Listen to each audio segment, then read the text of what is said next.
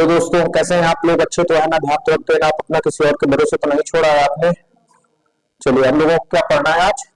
अच्छा, कल हमने क्या पढ़ा था? कल एक ट्री बताई थी आप लोगों को। क्या वो ट्री याद है? लर्न करा जाए, क्विक रिवीजन हो जाए। ठीक है, पहले हम लोग नंबर से पढ़ते हैं। नंबर के कितने भाग डिवाइड किए थे हम लोगों ने? तीन। ठीक है, कौन कौन से? रियल नंबर और कंपोजिट नंबर और काल्पनिक। इसी को कंपोजिट सम्मिश्र संख्या को एक कॉम्प्लेक्स नंबर बोलते हैं। ठीक है, रियल को फिर हमने दो भागों में बांटा था। कौन कौन से थे आपके? डेसिमल और इंटीजर नंबर, पूर्णांक जिसको हम लोग कहते हैं। इंटीजर को हमने तीन भागों में बांटा था। जो रियल इसके पार्ट थे, वैसे इसके दो पार्ट हो जाते हैं। कौन? इवेन और ऑड। इवेन और ऑड मतलब सम और विषम। फिर इसके बाद इंटीजर को मैंने तीन भागों में बांटा था। पॉजिटिव इंटीजर, शून्य इंटीजर और निगेटिव इंटीजर। ठीक है, निगेटिव इंटीजर। अब इन दोनों को जब हम मिला देते हैं तो कौन सा नंबर बनता है? Whole number. होल, जिसको हम लोग पूर्ण संख्या कह देते हैं। इसको अकेले हम लोग क्या बोलते हैं? प्राकृतिक संख्या, नेचुरल नंबर बोलते हैं। क्या बोलते हैं? Natural number. इसके दो भागों में बांटा है, भाज्य और अभाज्य। ठीक है, भाज्य संख्या और अभाज्य संख्या। डेसिमल को हमने दो भागों में बांटा था। कौन कौन से डेसिमल में हमने बांटा था? शांत और अशांत। ठीक है, शांत दशमलव और अशांत दशमलव। शांत दशमलव मतलब टर्मिनेटिव और नॉन टर्मिनेटिव, शांत और अशांत दशमलव। ठीक है, शांत दशमलव तो यही पे शांत हो जाता है, मतलब उसमें तो कुछ कह नहीं। अशांत दशमलव सिर्फ दो भागों में बढ़ता है, एक रिपीट करता है, एक नॉन रिपीटिंग। ठीक है, तो रिपीटिंग टर्मिनेटिंग और नॉन रिपीटिंग नॉन टर्मिनेटिंग। अशांत है ना, तो repeating non terminating, non repeating non terminating. ठीक है, वो इसकी इंग्लिश होती है। ठीक है, रिपीटिंग अशांत दशमलव और नॉन रिपीटिंग अशांत दशमलव इसके पार्ट होते हैं। ठीक है, कल मैंने पढ़ा दिया था। तो क्विक रिवीजन हो गया आपका फट से। कल क्या क्या पढ़ाया था हमने? वास्तविक संख्या पढ़ाई थी, काल्पनिक और सम्मिश्र संख्या, उनकी डेफिनेशन लिखवाई थी। कोई बताएगा मुझे क्या होती है? वास्तविक संख्या को बताओ पहले। वास्तविक संख्या की डेफिनेशन जो हमने लिखवाई थी क्या थी? माइनस इनफाइनाइट से प्लस इनफाइनाइट के बीच में जितनी भी संख्याएं आती है, चाहे वो दशमलव की हो चाहे जो भी हो, बस अंडर रूट के अंदर माइनस चिन्ह नहीं आना चाहिए। बाकी जितने भी नंबर आप लोग देखते हैं सारे वास्तविक संख्या होती है। फिर वास्तविक को दो भागों में हम लोग, वास्तविक के बाद हम लोगों ने क्या पढ़ा था? काल्पनिक। काल्पनिक में क्या पता? ऋणात्मक संख्या के अंदर अगर वर्गमूल आ जाता है तो इस प्रकार की संख्या क्या कहलाती है? काल्पनिक।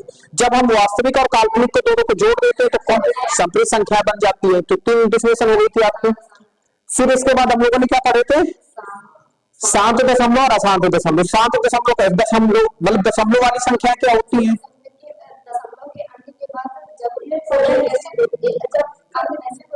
तो शांत दशमलव कहलाते हैं। मतलब कहने का कि ऐसे दशमलव की संख्या जिसमें दशमलव के बाद जो अंक आ रहे हैं वो एक निश्चित संख्या में है, 2, 4, 10, 15, मतलब 1000 तक भी हो सकते, 10,000, 15,000, 20,000, लाख, 2 लाख, 10 लाख, 15 लाख, कुछ भी हो सकते हैं। अगर कंप्यूटर या फिर ह्यूमन उसको गिन पा रहे हैं तो वो संख्या कहां पे आ जाएगी? आपकी शांत दशमलव में आ जाएगी। अगर कंप्यूटर और मानव नहीं गिन पा रहे हैं तो कहां चली जाएगी? अशांत दशमलव में चली जाएगी। तो इतना पढ़ लिया था हम लोगों ने। अशांत दशमलव में क्या है कि दशमलव बाद इनफाइनाइट तक क्या चलती चली जाए आपकी संख्या। यहां तक बात समझ में? अब हम लोगों को आज ये पढ़ना है कि अशांत दशमलव के दो पार्ट होते हैं। तो क्या लिखेंगे? अशांत दशमलव के दो भाग होते हैं, दो भाग होते हैं। ठीक है, कितने भाग होते हैं अशांत दशमलव के? दो भाग होते हैं, रिपीटिंग अशांत दशमलव और नॉन रिपीटिंग अशांत दशमलव। ठीक है, तो पहला कौन सा हो जाएगा हमारा? रिपीटिंग, REPEATING, रिपीटिंग अशांत दशमलव। आप यहां पे इंग्लिश भी लिख सकते हो, नॉन टर्मिनेटिंग। अशांत दशमलव की क्या होती है? नॉन टर्मिनेटिंग नंबर्स होते हैं। ठीक है, रिपीटिंग मतलब रिपीटिंग नॉन टर्मिनेटिंग डेसिमल। ठीक है, अब दूसरा क्या है? Non terminating, sorry non repeating अशांत दशमलव, अशांत दशमलव। तो इसकी स्पेलिंग क्या हो जाएगी? Non repeating non terminating decimal numbers. ठीक है, बात समझ में आ रही है कि इंग्लिश बोलते चले जा रहे हैं, लिखेंगे तो बहुत बड़ा हो जाएगा, फिर इंग्लिश और हिंदी में ही और जाएंगे, बहुत बड़ी बड़ी इंग्लिश है। ठीक है, मैंने 10 आसान तो दशमलव की कल लिखवा दिया था इंग्लिश, तो आप उनसे देख सकते हैं। अब हम लोग पहला इसका पार्ट पढ़ेंगे, रिपीटिंग अशांत दशमलव। ठीक है, तो हेडिंग डालते हैं हम लोग क्या? रिपीटिंग रिपीटिंग अशांत दशमलव। ठीक है, अब ये क्या होता है? अब इसके नाम पे ही इसकी परिभाषा छुपी हुई है। रिपीटिंग, इसका मतलब दशमलव के बाद नंबर रिपीट करेंगे, मतलब ऐसे दशमलव की संख्या जिसमें दशमलव के बाद एक निश्चित अंक बार बार रिपीट होते हैं, इस प्रकार की संख्या को हम लोग क्या कह देते हैं? रिपीटिंग अशांत दशमलव कह देते हैं। क्या कह देते हैं? रिपीटिंग अशांत दशमलव कह देते हैं। डिफिनेशन बना लेंगे आप लोग, चलिए लिखते हैं डिफिनेशन। क्या हो जाएगा हमारी इसकी डिफिनेशन? ऐसी दशमलव संख्या जिसमें दशमलव के बाद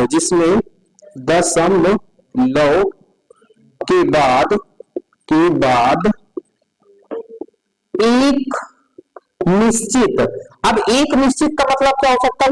एक अंक भी रिपीट कर सकता है बार बार, दो भी कर सकते हैं, तीन भी कर सकते हैं, 4, 5, 10, 15, 20, 50 कुछ भी हो सकते हैं, लेकिन वो एक निश्चित संख्या के आने के बाद, मतलब पहली बार अगर 4 संख्या रिपीट कर रही है, 4 नंबर रिपीट कर रहे हैं, तो उसके बाद वही 4 नंबर आपको क्या होंगे? बार बार उनको रिपीट करेंगे। अभी आपको एग्जांपल से समझाएंगे तो बेटर तरीके से समझ में आएगा। ठीक है, दशमलव के बाद एक निश्चित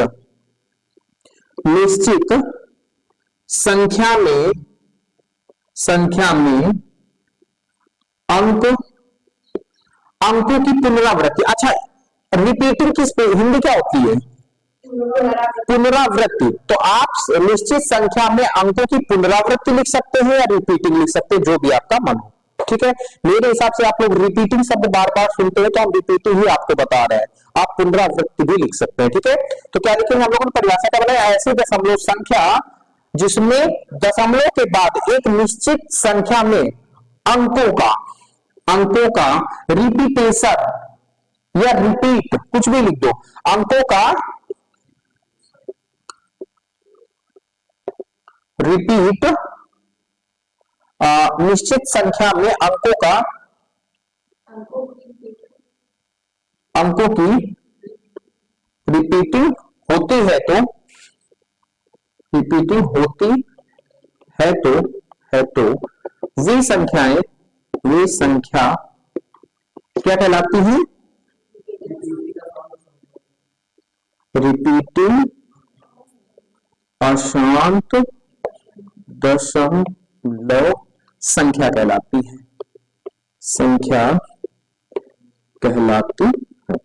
अच्छा, एक बात आप मेरी ये समझ लें, ये जो डिफिनेशन है थोड़ा बहुत ऊपर नीचे हो सकती है, क्योंकि मैं किसी किताब की तो डिफिनेशन लिखवा नहीं रहा हूं, अपने अंदर से बनाई और इसको मैंने अभी आप ही लोगों के सामने जनरेट किया है। तो अगर अक्षर थोड़ा सा ऊपर नीचे हो जाएगा तो इसमें ज्यादा दिमाग मत खराब करना, इसका मीनिंग समझना कि मैंने ये जो लिखवाया ये कह क्या रहा है। और मैं आपसे भी यही चीज कोशिश करूंगा कि आप मैथ पढ़े या साइंस पढ़े या केमिस्ट्री पढ़े, बायो पढ़े, जो भी आप पढ़ना है, फिजिक्स पढ़ रहे हैं या फिर आप सामाजिक विज्ञान पढ़ रहे हैं, सोशल साइंस पढ़ रहे हैं, हिंदी पढ़ रहे हैं, जो भी आप पढ़े उसमें कोशिश ये करें कि रटने की बजाय उसको समझें और समझने के बाद अपनी लैंग्वेज में डिफिनेशन बनाएं। तो आप ऐसी डिफिनेशन तो जिंदगी में कभी भूलते नहीं हो। पहली चीज तो एक बार इसको समझ लो कि भैया कहना क्या चाहते हैं, और जब आप इसको समझ लोगे तो इसका मतलब क्या है कि आप इसका डिफिनेशन एवरी टाइम कहीं पे भी बना सकते हो, कहीं पे भी बना सकते हो, आपको रटना नहीं पड़ेगा। आप एक चीज रटते हो, बहुत समय तक, लंबे समय तक रटते हो, फिर इसके बाद अब पता लगा कि पेपर के प्रेशर की वजह से पेपर हॉल में वही डिफिनेशन भूल गए, और वही चीज अगर आप समझ लोगे तो आप अगर डिफिनेशन जो पढ़े हुए भूल भी जाओगे ना, तो आप अपने शब्दों में उसको लिख सकते हो। और जो भी टीचर होते हैं, चाहे मैं हूं चाहे कोई भी टीचर हो, वो किताब को ज्यादा प्रायोरिटी देता है जो बच्चा अपनी लैंग्वेज में सारी चीजों को अच्छे से डिस्क्राइब करता है। क्योंकि बच्चे जब अपनी लैंग्वेज में लिख रहा होता है ना, तो बहुत ही सरल लैंग्वेज में और बहुत सारा कंटेंट लिख देता है वो, क्योंकि उसको इतनी समझ होती नहीं। अभी आप लोगों को इतनी समझ नहीं है कि आप 2 लाइन में पूरी डिफिनेशन खत्म कर सको। अगर ये मैं आप लोगों को लिखने के लिए दे दूंगा तो 2 से 3 लाख 4 लाइनें ऐसे आप इसको डिस्क्राइब करने में लगा दोगे, जिससे टीचर खुश होता है कि बच्चे ने खुद का माइंड यूज किया, खुद जो है पढ़ा, उसको समझा, फिर इसके बाद उसने डिफिनेशन बनाई। तो कोशिश ये करना कि अपने आप से इसको समझो, समझने के बाद डिफिनेशन बनाओ। हालांकि मैं आपके सपोर्ट की वजह से लिख देता हूं, मैंने भी आज तक कोई डिफिनेशन रटी नहीं है, जो भी है उसको समझा और आप लोगों के सामने डायरेक्ट प्रेजेंट हुआ हो और अपने हिसाब से अपने लैंग्वेज में क्या बनाया डिफिनेशन बनाया। ये किताब की डिफिनेशन अगर मैं लिखा देता, हालांकि ये चीजें डिफिनेशन के मिलेंगी भी नहीं किताबों में, ठीक है। अगर इस प्रकार की डिफिनेशन होती तो बहुत शॉर्ट डिफिनेशन होती और समझ में भी ठीक ठाक आती, लेकिन हमने अपने आप से बनाया तो समझ में तो आपको बहुत अच्छे से आएगी डिफिनेशन, और लेकिन थोड़ी सी इसमें शब्दों की संख्या क्या हो गई है, ज्यादा हो गई, तो नोट मत लेना, ठीक है। तो रिपीटिंग अशांत दशमलव समझ में आया क्या होता है कि दशमलव संख्या के बाद एक निश्चित संख्या में अंक वही रिपीट करने लगते हैं। आइए एग्जाम्पल से समझते हैं कि ऐसी संख्या होते क्या।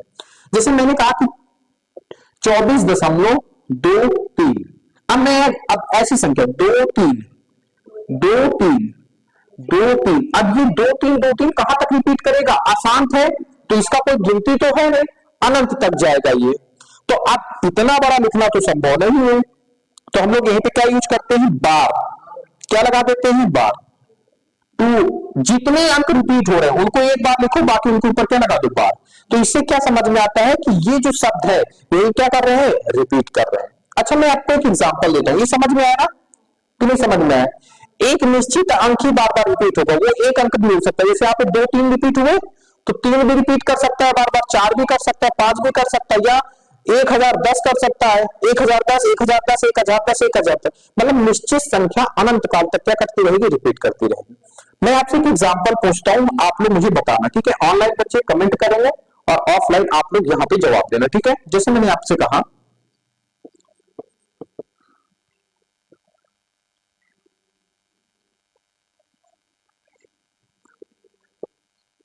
अब बताओ मुझे इसमें किन अंकों के ऊपर मैं बार लगाऊं। हाँ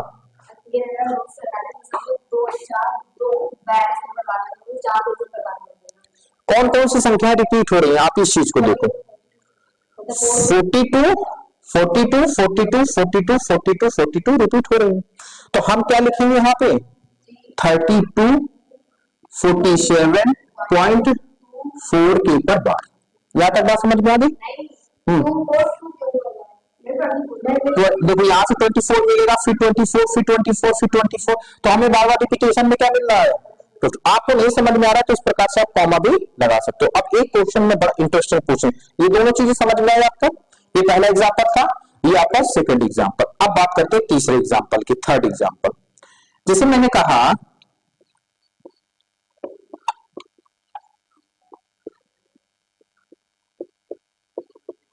अब पहले तो मुझे जो मैंने संख्या ये लिखी है, ये पहले बताओ शांत दशमलव की है या अशांत दशमलव की है। सबसे पहले तो आप एक चीज बताओ, जो मैंने ये नंबर लिखा हुआ तीसरे में, ये शांत दशमलव की है अशांत दशमलव की संख्या। अशांत है क्योंकि डेड टेस्ट लगा हुआ, इसका मतलब ये अनंत तक जा रही है। तो एक चीज आपने कंफर्म किया, दशमलव देखा, दशमलव बाद ये कंफर्म किया कि शांत है कि अशांत है। अब अगर अशांत है तो इन्हीं दो में से कोई एक नंबर होगा, या तो रिपीटिंग होगी तो नॉन रिपीटिंग होगी।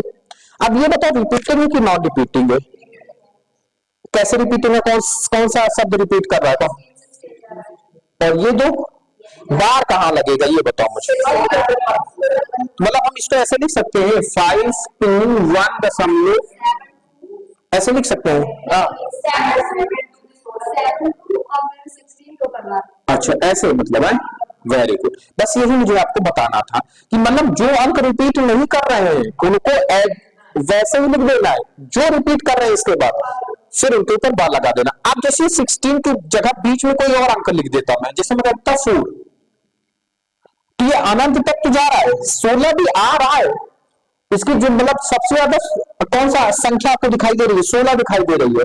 लेकिन इसमें इसने 14 के बीच में क्या गड़बड़ कर दिया, इसमें बार नहीं लग पाएगा, ये कहां पे जाएगा, नॉन रिपीटिंग अशांत दशमलव। रिपीटिंग तो है लेकिन कोई सीक्वेंस नहीं है, इसका अंक आ रहे हैं बार बार जा रहे हैं लेकिन उसका कोई एक सीक्वेंस नहीं है, तो उसको कहां पे डालेंगे हम लोग, नॉन रिपीटिंग में। लेकिन यहाँ पे हमारा क्या था, 16 था, तो इसका मतलब 16 यहाँ मिल जाएगा, यहाँ मिल जाएगा, यहाँ मिल जाएगा, इसका मतलब 16 के ऊपर बार लगा के उसको क्या कर देंगे, समाप्त कर देंगे। तो समझ में आई मेरी बात, अच्छे समझ में आया कि नहीं आया। जो मैंने रिपीटिंग अशांत दशमलव समझाया वो समझ में आया कि नहीं आया। अब इसको नोट कर लो। फिर इसके बाद करते हैं नॉन रिपीटिंग अशांत दशमलव। नॉन रिपीटिंग नॉन अशांत दशमलव, ठीक है, नोट कर लो स्टार्ट से। चलिए दोस्तों, अब हम लोग बात करते हैं बार के ऊपर। ये चीज समझ में आई ना, तो मैंने अभी दिखाया रिपीटेड अशांत दशमलव। अब डाले हेडिंग बार। देखो, बार को समझना बहुत ज्यादा जरूरी है। संख्या के ऊपर इस प्रकार का चिन्ह लगा होता है जिसे हम लोग क्या कह देते हैं, बार कह देते हैं। इसको समझना बहुत ज्यादा जरूरी है। आप कक्षा 9 पढ़ के आए हो तो आपने बार वाले क्वेश्चनों को सॉल्व भी किया होगा आपने, जिनको आपसे कहा गया है कि जिन संख्याओं के ऊपर बार लगा होता है उसको नॉमिनेटर और डिनोमिनेटर में बदलना है। पी अपॉन क्यू के रूप में दर्शाना होता है, भिन्न के रूप में दर्शाना होता है, अंश और हर के रूप में दर्शाना होता है। इस प्रकार के क्वेश्चन पेपर में आते भी हैं, ठीक है, उनको प्रूफ करने के लिए भी आते हैं। तो आज हम सारी चीजें क्या करेंगे, डिस्कस करेंगे। अच्छा, तो बार का मतलब क्या होता है? कॉमन सेंस में आप लोगों को मैंने बता भी दिया कि जितनी संख्याओं के ऊपर बार लगा होता है वो संख्या अनंत काल तक रिपीट करती है। तो हम इसकी डेफिनेशन क्या लिख सकते हैं? सिंपल सी भावना है, जिन संख्याओं, मैं फिर सिखा रहा हूं, मैं खुद बनाता हूं परिभाषा, नहीं बताता ना किसी किताब से। तो आप ऊपर नीचे शब्द हो जाए तो उनको एडजस्ट कर लीजिएगा। जो समझाने की कोशिश कर रहे हैं उनको समझिएगा। जिन संख्याओं के ऊपर या यहाँ संख्याओं और नंबर भी हो सकता है। संख्या और नंबर दोनों चीजें लिखते हैं। नंबर का मतलब होता है सिंगल डिजिट, अंक, वही चीज। जिन अंकों, अभी जैसे मैंने एक एग्जांपल लिखा 9.44444 डॉट डॉट इस तरीके से, तो हम अंक के ऊपर ही तो बार लगा रहे हैं। और यही मैं ऐसे लिख दूं 42424242 इस तरीके से कर दूं तो 9.42 के ऊपर क्या लग जाएगा, बार लग जाएगा। ठीक है, क्या लग जाएगा, बार लग जाएगा। समझ में आई बात? तो ये संख्या हो गई और ये क्या हो गया, आपका अंक हो गया। बात समझ में आई कि नहीं आई ये बताओ मुझे पहले, आगे ना। तो जिन अंकों या संख्याओं के ऊपर बार, बार का मतलब होता है कि इस प्रकार की डंडी लगी होती है, लगी होती है तो वह संख्या या वह अंक या वह नंबर कुछ भी कर दो, तो वह अंक या संख्या अनंत काल तक रिपीट होती रहती है। वही संख्या या वही अंक बार बार क्या होगा, रिपीट होगा, अनंत काल तक रिपीट होता रहता है। सिंपल सा बार का मतलब ये होता है, जिन संख्याओं के ऊपर इसका प्रयोग किया जाता है या अंकों के ऊपर वह अनंत काल तक क्या होते रहते हैं, रिपीट होते रहते हैं। जैसे एग्जांपल के तौर पे मैं लिखूं, जैसे मैंने लिखा 9.4 के ऊपर बार, तो ये 4 क्या है, बार बार क्या होता रहेगा, रिपीट होता रहेगा, बार बार क्या होता रहेगा, रिपीट होता रहेगा। अच्छा, यहां पे मैं एक इंटरेस्टिंग क्वेश्चन आपसे पूछना चाह रहा हूं। यहां पे ऐसे भी इसको लिखा जा सकता है, अगर मैं 4 के ही 2-2 पेयर बनाऊं तो अगर मैं इसी को 9.44 के ऊपर भी बार लिख सकता हूं, और मैं 3-3 के पेयर अगर बनाऊं, क्योंकि अनंत काल तक हम चाहे जितने 4 ले लें तो हम इसको ऐसे भी लिख सकते हैं। तो इन तीनों में सही कौन है ये बताओ, सिंपल सा क्वेश्चन। पहला सही है। क्यों? क्योंकि हम मिनिमम संख्या ढूंढते हैं, मैक्सिमम नहीं ढूंढते हैं। छोटी से छोटी का कहने का मतलब है कि मिनिमम संख्याओं की मेजर देखते हैं। ये 4 तो अनंत काल तक जा रहा है, तो हम तो 44 नंबर भी ले सकते हैं, 444 भी ले सकते हैं, 4444 भी ले सकते हैं, 44,444 भी ले सकते हैं। इस तरह की बहुत सारी संख्या ले सकते हैं जिसमें हमारे 4 रिपीट करेंगे, लेकिन हमको मिनिमम अंक देखने हैं। मिनिमम इन सब में छोटा क्या है, 4 एक को लेने तो बात तो बराबर ही हो जाएगा ना, लिखेंगे तो हम तो ये लिखेंगे, कर सकते नहीं करते। बात समझ में आई आपको? तो ये आपका क्या होता है, जिन अंकों के देखो 4 के ऊपर बार लगा हुआ था, सिंपल। और हमेशा एक चीज और याद रखना, बार हमेशा दशमलव के बाद ही आता है, नोट करके मैं लिखा भी दूं। अब ऐसा कोई संख्या मत लिख देना इसके ऊपर बार के बाद 2 लिख दो, तो ऐसा नहीं होगा कि ये ऐसे ऐसे रिपीट होगा ना, हमेशा बार कहां लगेगा, दशमलव के बाद ही लगेगा। ठीक है, तो नोट डाल के मैं आपको लिखवा दे रहा हूं, क्या लिखेंगे हम लोग, बार हमेशा दशमलव के बाद ही आता है या लगता ही आता। बात समझ में आई कि नहीं आई? ठीक है। अब पहले मैं आपको एक डेमो देता हूं। जैसे मैंने आपको कहा एक एग्जांपल के तौर पे 9.4 इसी को लेके पहले सॉल्व करते हैं। मैंने कहा कि इसको ये सिंपल से बहुत बड़ा हो जाएगा, आप ऐसे करो। जैसे मैंने कहा कि इसको काय में बदलो, आप nominator denominator P upon Q के रूप में बदलो, तो पी अपॉन क्यू के रूप में बदलो। ठीक है, बात समझ में आई कि नहीं आई आपको? तो आप क्या करेंगे, जितने के बाद दशमलव है एक नहीं लिखेंगे, क्योंकि अब इसके बार वाला कॉन्सेप्ट हमेशा अलग होता है। अगर यहाँ पे ये न लगा होता, सोचो, तो हम लोग 4/10 कर देते, सॉल्व कर लेते, 2/5 आ जाता, क्योंकि इसके बटे 1 होता है, दशमलव बाद 1 अंक, तो 0 लगा देंगे। लेकिन जब बार का कॉन्सेप्ट आता है तो हम 0 नहीं लगाते हैं, 9 लगाते हैं। कितने कितने के ऊपर बार है?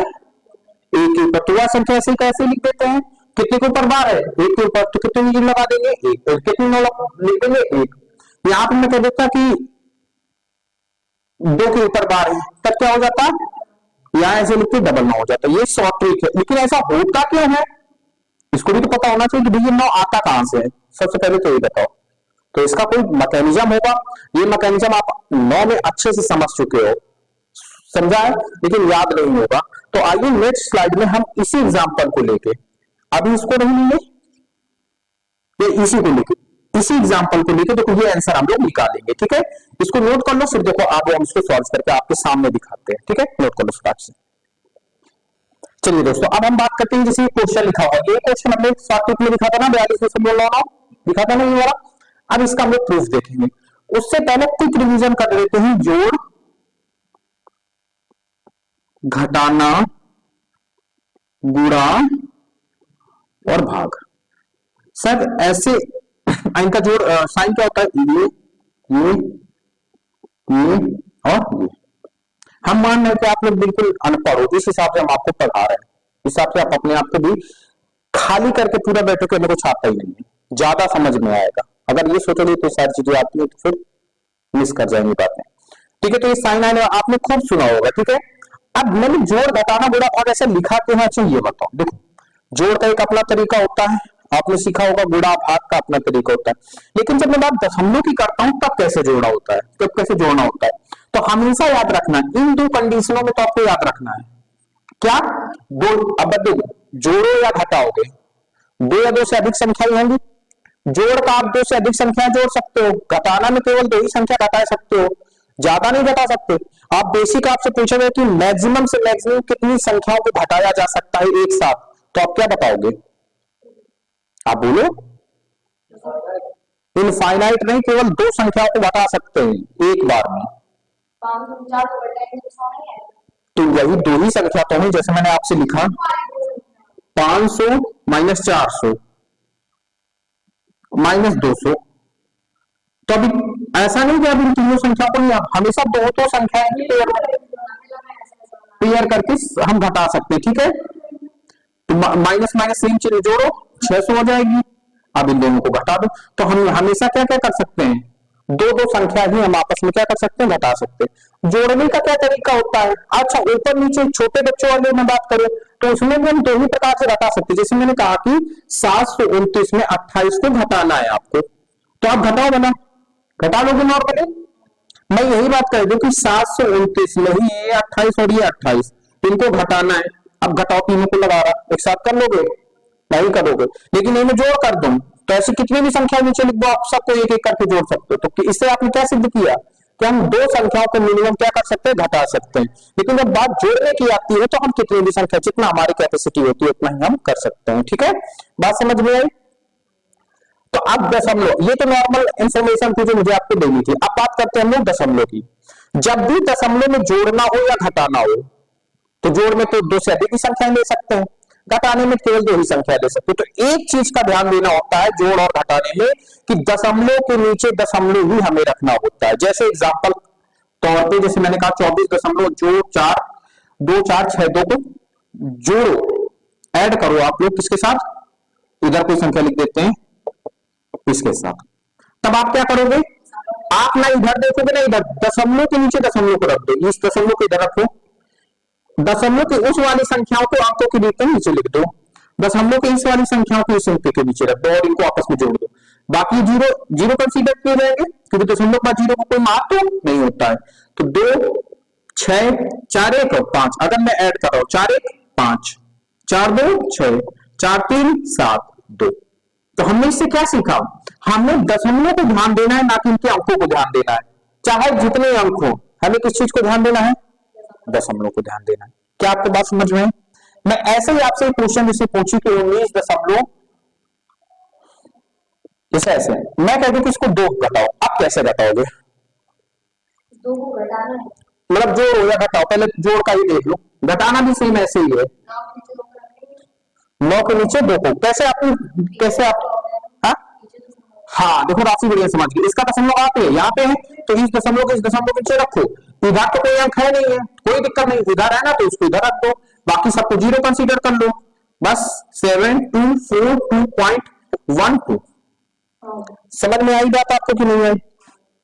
ऐसे ही घटाना होता तो माइनस कर देते, तो ये 7 में 0 गए 0, ये पूरा आ जाता, 9 में 7 गए, 9 में 2 गए 7 हो जाएगा, और यहाँ पे भी 0 है तो 17 आ जाएगा। तो जोड़ और घटाना तो कर लोगे आप लोग। गुणा में क्या होता है, गुणा में जैसे मैंने कहा, बस बस अरे बहुत होशियार होगा, राशि बहुत टैलेंटेड लड़की है, पता है तुम लोगों को। देखो जैसे मैंने कहा, सपोज करना, मैंने कहा कि इन दोनों को दशमलव की संख्या है गुणा करना है, तो आप क्या करोगे, नॉर्मली से दशमलव को भूल जाओगे। कैसे करोगे, नॉर्मल गुणा करना है, 1 का गुणा 2 में करोगे तो 2 4 1 आएगा, क्रॉस लगा दोगे, 2 का गुणा 4 8 2, यही आएगा। नॉर्मल कर लोगे, जोड़ दोगे, आप देखो दशमलव बाद इधर कितने अंक है, 1, दशमलव बाद इधर कितने हैं 3 2, तो टोटल कितने हो गए, 2 इधर 1 इधर 3, यहाँ से 1 2 3 अंक के बाद दशमलव लगा दो, तो इन दोनों का ऐसा कितना आएगा 2.982। गुणा करना सीखे, ज्यादा डीप इसलिए नहीं जा रहे क्योंकि आपको सबको पता है ये चीज, बस रिवीजन करा रहे हैं हम आपका, ठीक है।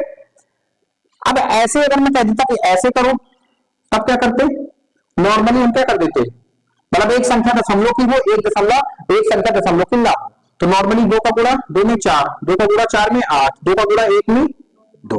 अब कितने, इधर तो है नहीं, इधर देख लो 2 अंक, तो कर लोगे, चल किधर अभी बताया है जिस चीज के पहले, हाँ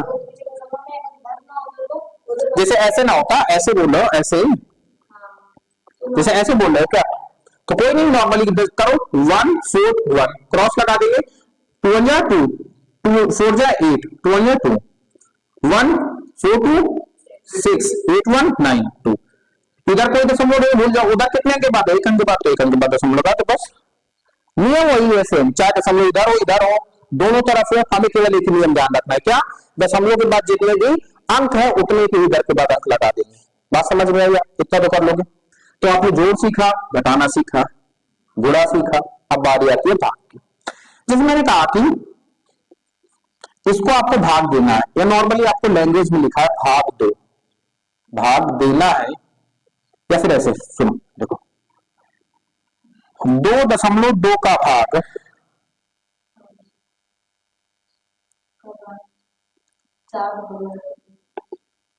में 2, तो आपको कुछ नहीं करना है, इसको लिखना है, भाग का मतलब क्या होता है, बटे। अब ये ऐसे भी दे सकता है और ऐसे भी दे सकता है, ठीक है।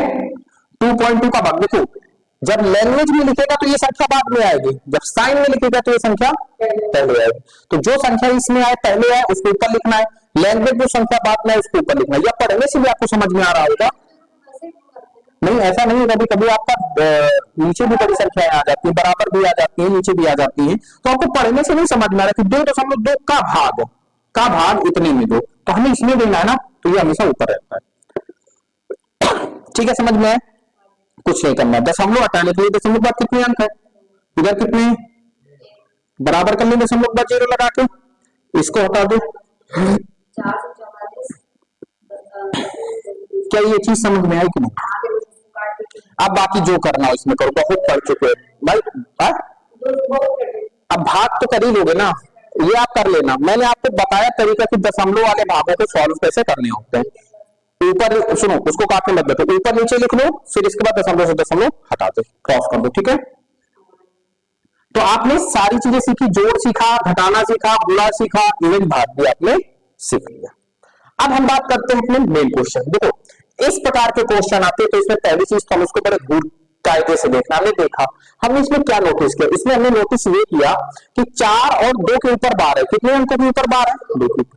तो हमें एक के बाद जितनी बार होंगे, मतलब जितने अंकों के ऊपर बार होगा उतने जीरो लगा के दोनों पक्षों में गुणा करा देना है। कैसे? इसमें कितने के बाद ऊपर बार है? तो 2 अंकों को पकड़ो और दोनों पक्षों में क्या कर दो? गुणा कर दो।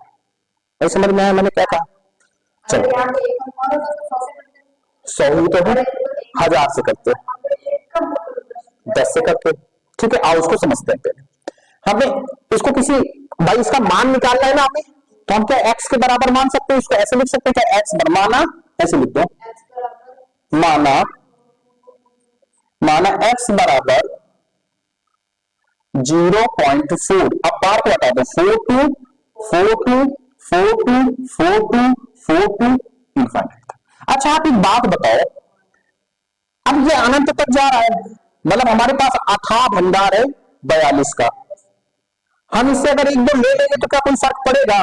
जैसे मैंने कहा कि समुद्र से अगर 1 लोटा पानी ले लिया जाए तो क्या समंदर में कोई फर्क पड़ेगा? क्या नहीं पड़ेगा, उसके पास अथाह पानी है, ठीक है। जैसे अनिल अंबानी से अगर हम लोग 10,000 रुपया ले ले तो उसको कोई फर्क पड़ेगा? क्या नहीं, उसके पास अथाह पैसा है, ठीक है। इतना है कि अगर आपको उसका पूरा पैसा आपको नोटों के रूप में दे दिया जाए तो आपको 4 पीढ़ियां गिनते गिनते ही बुढ़ा जाएंगे, इतना पैसा है उसके पास, ठीक है। समझ में आई बात की नहीं? तो हमने क्या सीखा? जितने के ऊपर बार है उतने ही एक के बाद उतने जीरो लगा के गुणा करा दो। ये काम कितनी बार करना है आपको? 2 टाइम्स करना है। कितनी बार करना है? 2 टाइम्स। तो पहले क्या लिखना है? 100 का, ये चीज समझ में आएगी नहीं आएगी कि 100 कहां से ध्यान देना है, क्योंकि बहुत सारे टीचर बच्चों को यही नहीं बताते कि यहाँ 100 से कराते हैं कि 10 से कराते हैं। तो जितने के ऊपर बार हो बस उतने जीरो लगा के काम करना है आपको। यहां तक समझ में? आप कंफ्यूजन तो नहीं है इसमें? तो क्या लिखोगे? 100 का दोनों पक्षों में गुणा करने पर, गुणा करने, यहां तक बात समझ में? करो गुणा तो ये क्या 100x हो जाएगा। अब जब 100 का गुणा मैं यहां पे करूंगा तो 2 दशमलव इधर खसकेगा कि नहीं खसकेगा? पता है कि नहीं पता है? देखो जैसे मैंने कहा कि 2.46 लिखा हुआ, अगर मैं 10 से गुणा करवाऊं तो ये जीरो, जितने जीरो इधर होंगे ये हट जाएगा पूरा। कितने जीरो? एक के बाद एक, तो 1 दशमलव कहां खसक के आ जाएगा? यहाँ। अगर 2 जीरो होते तो कहां खसकता? यहाँ पे। बात समझ में आई? जैसे आप लोग भाग में करते हो 1 के बाद 0, नहीं समझ में आया क्या? जैसे मैंने कहा, सुनो मेरी बात, जैसे मैंने कहा कि 24 को p/q के रूप में बदलो तो इसके बटे 1 तो आप लोग जानते ही जानते हो। तो आप लोग क्या करते हो? 24 लिख देते हो, दशमलव बाद जितने अंक है उतने नीचे जीरो लगा देते हो और उसको कह देते हो नॉमिनेटर अपॉन डिनोमिनेटर हो गया, आंसर अपॉन हर हो गया। यहाँ तक बात समझ में? अब मैं इसी का उल्टा क्या कहूं? इसी का उल्टा। अब इसका उल्टा कैसे होगा? तो यहां तक आपको बात समझ में आएगी। एक्चुअली ये हुआ कैसे, ये बताओ। क्या? ये हुआ कैसे? हमने कुछ नहीं किया है, इधर भी देखो, सुनो ये बात, हमने कुछ नहीं किया है। ये डायरेक्ट तो मेथड आपको आता है, लेकिन हम इसमें अगर और डीप जाना चाहे तो हमने किया क्या? हमने ऊपर और नीचे 10 का गुणा करवाया है। आपको समझ में आ रही है बात की नहीं आ रही है? जब नीचे करवाते हैं तो कितना आता है? 10। आप 24 में 10 का गुणा करवा लो। मैं नॉर्मली बच्चों जैसा आपको बताता हूँ, जो नियम बताए थे। 0 का गुणा करवाएंगे तो 0 0 आएगा, 1 का गुणा करवाएंगे तो 4 और 2 आ जाएगा, जोड़ देंगे 0 4 2, कितने के बाद दशमलव लगेगा? यहां लगा देंगे, दशमलव बाद 0 को वही माप तो सिंपल हमारा क्या बच जाता है? 24। तो अब एक बात आपको समझ में आ गई ना कि 2.4 में 10 का गुणा करवाएंगे तो दशमलव 1 अंक खसक जाएगा इधर, तो हम इसको क्या कह देते हैं? 24। ये हमारा एग्जैक्ट है, रूप है किसका? कि हम उधर दशमलव हटाए नीचे 0 लगाए। नहीं समझ में आया अभी? पक्का ना? हाँ ठीक है। तो यही नियम अप्लाई करते हैं हम लोग। जितने जीरो से हम पूरा करा देते हैं उतने ही अंक, उतने ही दशमलव को इधर भेजते चले जाते हैं। क्या करते चले जाते हैं, पीछे की ओर भेजते। तो अब इसमें हमने क्या किया, 42 42 42 42 dot dot dot dot dot, इसको हमने किससे गुणा करवाया, 100 से। तो जब 100 से गुणा करवाएंगे तो ये जो दशमलव कहां खसक के आ जाएगा, यहां आ जाएगा कि नहीं आ जाएगा, तो लिखो जरा 100x बराबर 42.42 डॉट डॉट डॉट डॉट हो जाएगा कि नहीं हो जाएगा, कि नहीं होगा, ये बताओ मुझे। ये दशमलव यहां था, यहां खसक के आ गया, अगर आपने जीरो लगाया कहां पे आएंगे जीरो, कोई दिक्कत नहीं है, कर सकते हो। एक तो छोटी चीजें है ना कि दशमलव के बाद कोई, दशमलव के बाद जितने भी जीरो होते हैं उनका कोई महत्व नहीं होता है, और किसी संख्या के पहले चाहे दशमलव हो चाहे ना हो, किसी संख्या के पहले कितने भी जीरो लगा दो, जैसे मैंने कहा, तो इसका पूरा मान क्या होगा, ओवरऑल आप इसको 4 ही तो कहोगे, लेकिन दशमलव नहीं लगाए, ये दशमलव का कंडीशन नहीं बता रहा हूं। जैसे नॉर्मली अगर मैं इसके आगे जैसे जीरो लगा रहा था, मन से पीछे जीरो लगा दे तो क्या मान वही रहेगा, 4 4 है, 40,000 40,000 है, एक जीरो का माप तो देखो 40,000 कितना बन गया, 4 लाख बन गया। अब एक जीरो का माप तो देखो तो कितना बन गया, 40 लाख बन गया। एक जीरो का माप तो समझ रहे हो कितना होता है, संख्या बढ़ती हुई चली जाती है जब हम किसके लगाते हैं, पीछे। अगर मैं यही कह दूं कि अब बताओ आप कितने भी जीरो लगा दो तो अब इसका मान बदलेगा नहीं, बैरियर लगा दिया किसने, दशमलव ने, कहा नहीं मान नहीं बढ़ाना है, कहां रहना है, पीछे रहना है। बात समझ में आई आपको कि नहीं समझ में आई, पक्का ना, ये चीज समझ में आई। तो ये इसको हम कहेंगे फर्स्ट इक्वेशन, क्या कहेंगे, फर्स्ट इक्वेशन। मैंने क्या कहा था, यही काम कितनी बार करना है आपको, 2 टाइम्स करना है, तो फिर एक बार यही काम करेंगे, तो दोनों पक्ष पुनः क्या लिखेंगे, पुनः 100 का